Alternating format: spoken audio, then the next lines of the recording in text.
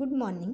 पिछले वीडियोस में हम मेवाड़ राज्य के इतिहास के विषय में अध्ययन कर रहे थे, जिसको आज हम महाराणा कुंभा के राज्याश्रित विद्वान कलाकार से कंटिन्यू करेंगे। श्री सारंग व्यास संगीताचार्य श्री व्यास कुंभा के संगीत गुरु थे। श्री कान्य व्यास कुंभा के सर्वश्रेष्ठ दरबारी कवि व संगीत शास्त्र के ज्ञाता तथा एकलिंग महात्म्य के रचनाकार थे। रमाबाई महाराणा कुंभा की पुत्री जो संगीत शास्त्र की ज्ञाता थी। रमाबाई से संबंधित विक्रम संवत 1554 की जावर की प्रशस्ति में मंडन के पुत्र ईसर का उल्लेख है तथा उसने विष्णु मंदिर बनवाया था। इसमें ईसर के पितामह शतरांग खेता का भी उल्लेख है। अत्रि भट्ट ये संस्कृत के विद्वान व महाकवि थे। इन्होंने कीर्ति स्तंभ प्रशस्ति की रचना प्रारंभ की थी, जिसे उनकी मृत्यु के बाद उनके पुत्र महेश भट्ट ने पूर्ण किया था। महेश भट्ट ये कवि अत्रि के पुत्र थे, जिन्होंने कीर्ति स्तंभ प्रशस्ति के शेष भाग की रचना की। मंडन ये खेता ब्राह्मण के पुत्र तथा शिल्प शास्त्र के ज्ञाता थे। इनके द्वारा रचित ग्रंथ प्रसाद मंडन, इस ग्रंथ में देवालय मंदिर निर्माण कला का विस्तृत विवेचन है। इसमें 8 अध्याय थे। राजवल्लभ मंडन 14 अध्यायों वाले इस ग्रंथ में सामान्य नागरिकों के आवासीय गृहों से लेकर राजप्रसाद एवं नगर रचना का विस्तृत वर्णन है। मंडन ने इस ग्रंथ के अंतिम भाग अध्याय 14 श्लोक 43 में अपने स्वामी महाराणा कुंभा का भी उल्लेख किया है। रूप मंडन यह मूर्ति कला विषयक ग्रंथ है। यह ग्रंथ 6 अध्यायों में विभक्त है। इसके प्रथम अध्याय में शिला परीक्षण वर्णन है, दूसरे अध्याय में ब्रह्मादि देवताओं की, तीसरे अध्याय में विष्णु प्रतिमाएं, चौथे में शिव प्रतिमाएं, पांचवें अध्याय में मातृशक्ति की प्रतिमाएं एवं छठे अध्याय में जैन प्रतिमाओं का उल्लेख मिलता है।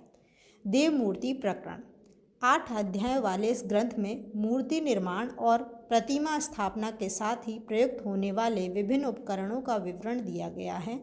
इसका प्रथम अध्याय शिला परीक्षण संबंधी है, दूसरा मूर्ति के मान से, तीसरा देव प्रतिमाओं के स्थापना से संबंधित। ग्रंथ के चौथे अध्याय में ब्रह्मादि देव, सूर्य, दिक्पात और ग्रहों की प्रतिमाओं का वर्णन है। पांचवा अध्याय विष्णु प्रतिमाओं एवं छठा शिव प्रतिमाओं का उल्लेख करता है। 7वें अध्याय में जैन प्रतिमा एवं अंतिम 8वें अध्याय में देवी प्रतिमाओं का वर्णन है। वास्तु मंडन वास्तुकला का सविस्तार वर्णन है। वास्तुसार इसमें वास्तुकला संबंधी दुर्ग, भवन और नगर निर्माण संबंधी वर्णन है। साथ ही कीर्ति स्तंभ, कुएं, तालाब और राजप्रसाद संबंधी विवरण भी है। वास्तुशास्त्र रूपावतार कोदंड मंडन यह ग्रंथ धनुर्विद्या संबंधी है। शाकुन मंडन इसमें शकुन और अपशगुनों का वर्णन है। वैद्य मंडन इसमें विभिन्न व्याधियों के लक्षण और उनके निदान के उपाय बताए गए हैं। मंडन के छोटे भाई नाथा ने वास्तु मंजरी नामक ग्रंथ की रचना की तथा मंडन के पुत्र गोविंद ने 3 ग्रंथों का संपादन किया। ये कलानिधि, उद्धार धौरणी और द्वार दीपिका थे। गोविंद कुंभा के सुपुत्र महाराणा रायमल का राज्याश्रित सूत्रधार था।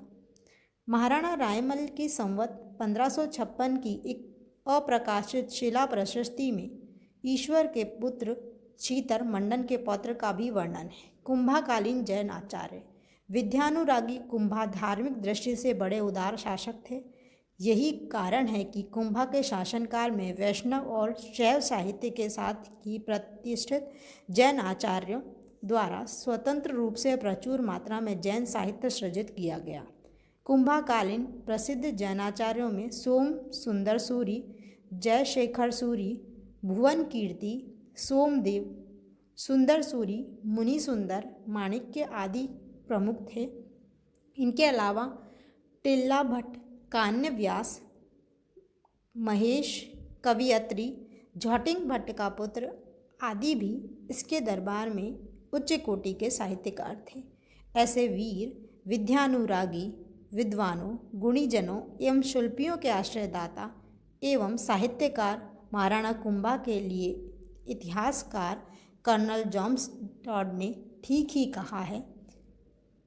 कुंभा में महाराणा हमीर की शक्ति, लाखा का कला प्रेम, और वह प्रतिभा थी जिसने घग्गर के तट पर फिर से मेवाड़ के झंडे को स्थापित कर स्थायी प्रतिष्ठा अर्जित की थी। अजमेर के विद्वान हरविलास शारदा ने भी महाराणा के लिए लिखा है कि कुंभा एक महान शासक, महान सेनाध्यक्ष, महान निर्माता एवं वरिष्ठ विद्वान थे। उनके विचार में महाराणा राजस्थानी ही नहीं बल्कि सभी भारतीय शासकों में अग्रणी थे। कुंभलगढ़ प्रशस्ति में महाराणा कुंभा को धर्म एवं पवित्रता का अवतार कहा गया है।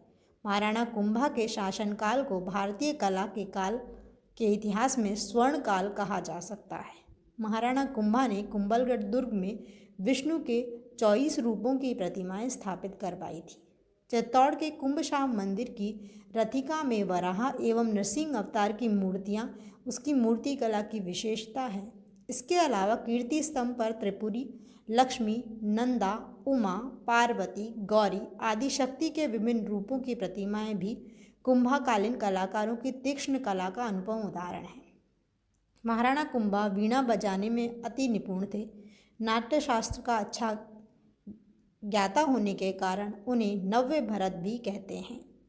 कुंभा के समय के सोने व चांदी के सिक्कों का उल्लेख भी मिलता है, परंतु अभी तक वे प्राप्त नहीं हुए हैं।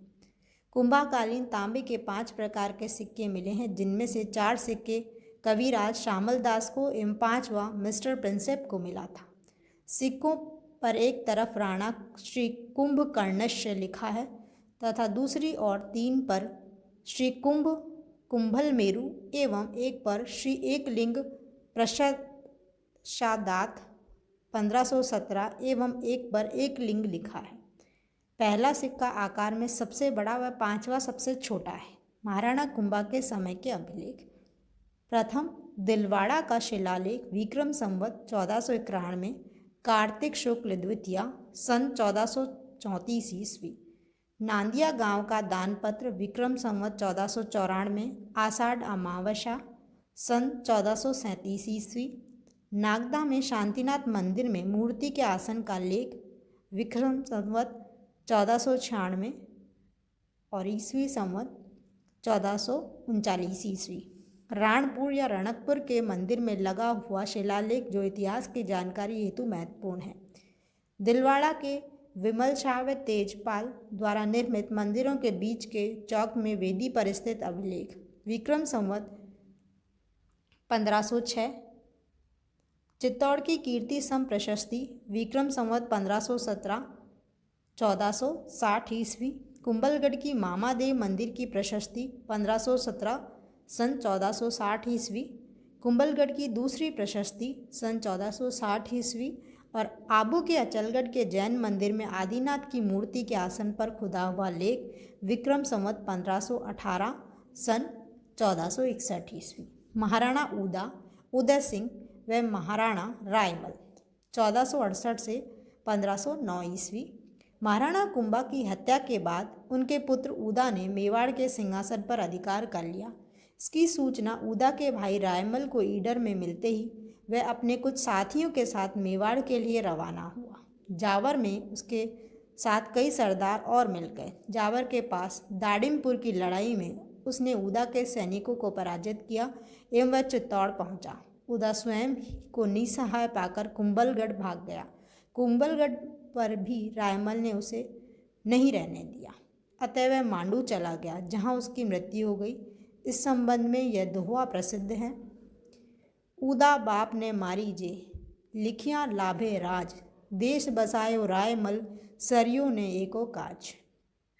उदा के बाद सन 1473 ईस्वी के लगभग कुंभा के दूसरे पुत्र महाराणा रायमल मेवाड़ के शासक बने। उनके समय मांडू के सुल्तान गयासुद्दीन ने 2 से 3 बार चित्तौड़ पर आक्रमण किया तथा वह हर बार हार कर वापस लौट गया। इनका 1509 ईस्वी में स्वर्गवास हो गया। महाराजा रायमल के दरबार में गोपाल भट्ट एवं महेश भट्ट जैसे अच्छे विद्वान तथा अर्जुन जैसा प्रकांड शिल्पी